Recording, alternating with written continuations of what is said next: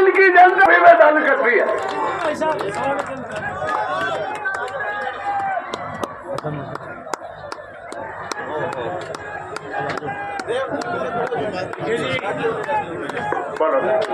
कृष्ण, मुझे ये बताते हुए खुशी है कि जिस तरीके से आपने जो इंतजार किया वो मेरा एक एक पल का इंतजार, और मैं कह सकती हूँ कि उतना ही बड़ा हौसला बढ़ाने का काम आप सब लोगों ने किया है। इसके लिए आप सबके लिए मैं जोरदार तालियों की मैं गुजारिश करती हूँ। आज चुनाव का आखिरी दिन है, जिस दिन हम प्रचार में लगे हुए हैं। मोदी के नेता, किसानों के मसीहा, हर वर्ग को साथ लेकर चलने वाले सम्मानीय चौधरी भूपेंद्र सिंह हुड्डा, मैं ये कहना चाहूंगी कि जो भावी मुख्यमंत्री हरियाणा है, उनका हम राजस्थान में इस साधनपुर की धरती पे स्वागत करते हैं। मेरे किसान साथियों, कांग्रेस पार्टी का इतिहास रहा है। ये पार्टी हानि को, पानी को, मजदूर, किसान, दलित, हर वर्ग को साथ लेकर चलने वाली पार्टी है। और राजस्थान में आप देखते हैं तो राजस्थान में ऐसी योजनाएं दी है जो हर वर्ग तक पहुंचने का काम किया।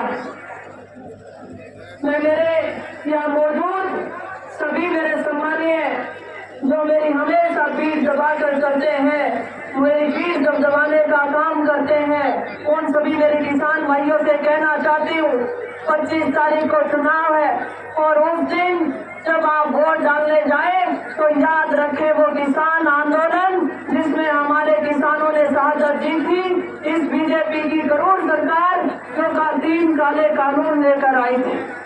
और दूसरी तरफ मैं ये भी कहना चाहूंगी कि हमारी बहन बेटियां जो खिलाड़ी, उन खिलाड़ियों के मान सम्मान के लिए भी आप सबसे मेरी माताएं बहनें बड़ी संख्या में बैठी हैं।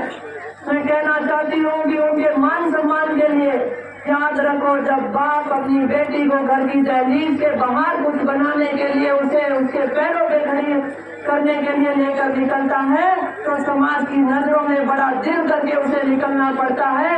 और बीजेपी के नेताओं के द्वारा जिस तरीके से हमारी महिला खिलाड़ियों की मान हानि हुई, तो मैं कहना चाहती हूँ ऐसी पार्टी को अपना वोट नहीं जाना चाहिए। और दूसरी तरफ कांग्रेस पार्टी जिसने हर वर्ग को साथ लेने का काम किया, मेरी सैनिक भाइयों के लिए और मेरी खिलाड़ियों के लिए मैं बहुत जोरदार तालियां बजवाना चाहती हूँ। आज जो मसीहा हमारे बीच में आए हैं, उन्होंने हम खिलाड़ियों के लिए, किसानों के लिए भरपूर काम करने की कोशिश की और उन्हीं से प्रेरणा मिली। और आपकी ये बहू जिस स्टेडियम में खड़ी होकर आज अपनी बात चुनावी सभा में रख रही है, मुझे गौरव प्रदान हुआ कि आज हम उस स्टेडियम के बीच में खड़े हैं जो हमारे युवाओं का भविष्य बनाने वाला है। दूसरी तरफ मैं जिस विधानसभा क्षेत्र से आती हूँ, यहाँ पर सबसे ज्यादा सैनिक है और इन सैनिकों के लिए भी हमने, मैं कहती हूँ कि शहीद स्मारक पर सिर्फ सम्मान और सलामी देने के लिए बीजेपी और बसपा के नेता जाते हैं, लेकिन उनके विकास के कार्य को करने का काम नहीं किया। और मैं ये कहना चाहूंगी कि जो बात मान और सम्मान की जो नेता करते हैं, याद करो वो किस मान सम्मान की बात करते हैं। मौत की जाजम पे राजनीति करने वाले लोग, आप लोगों को याद है ना, थाने के सामने ये सब नेता किस तरीके से इकट्ठा हुए थे आपकी विकास की राजनीति को रोकने के लिए, आपकी बहू को अपमानित करने के लिए और आपके इस विकास की राजनीति से प्रभावित आपके बच्चों को करने के लिए ये लोग एक जाजम पर बैठे थे।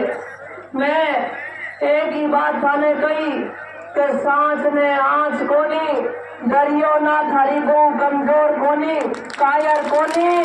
और मैं यह कह के जाऊँ आज भी बड़ी निडरता से थारा मुद्दा विधानसभा में रखा है, उसी तरीका थारा मान सम्मान के साथ बड़ी मजबूती से हर मुद्दा चाहे हाड़ी को हो, किसान का हो, पाली का हो, महिला का हो, नौजवान का हो, मैं रखना चाहूंगी।